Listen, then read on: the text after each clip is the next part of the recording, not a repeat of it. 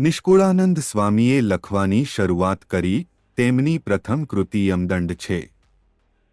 આ ગ્રંથમાં પાપી જીવને મૃત્યુ પછી મળતી સજા, યમલોક, ચિત્રગુપ્તનો હિસાબ અને ધર્મરાજનો ન્યાય ખૂબ જ વિગતે વર્ણવાયો છે। યમદંડનો મુખ્ય ઉદ્દેશ માણસને સદાચાર તરફ પ્રેરિત કરવો અને પાપથી દૂર રહેવાની પ્રેરણા આપવાનો છે।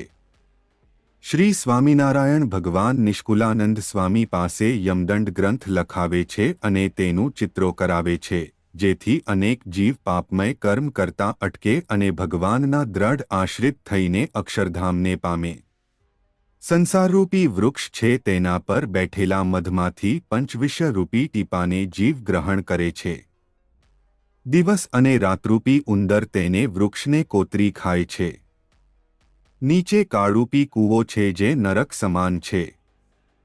જે શ્રીજી મહારાજના પંચવર્તમાન ધારણ કરી હરિભક્ત થાય છે તેને ભગવાન પોતે તેડવા આવે છે।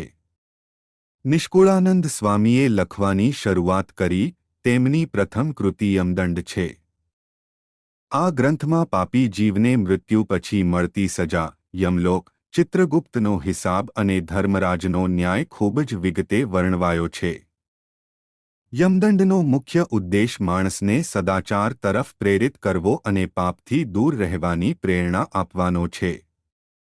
શ્રી સ્વામિનારાયણ ભગવાન નિષ્કુલાનંદ સ્વામી પાસે યમદંડ ગ્રંથ લખાવે છે અને તેનું ચિત્રો કરાવે છે, જેથી અનેક જીવ પાપમય કર્મ કરતા અટકે અને ભગવાનના દ્રઢ આશ્રિત થઈને અક્ષરધામને પામે।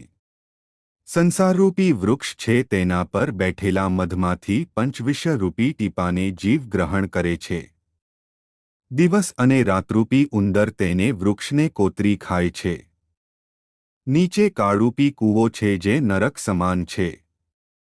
જે શ્રીજી મહારાજના પંચવર્તમાન ધારણ કરી હરિભક્ત થાય છે તેને ભગવાન પોતે તેડવા આવે છે।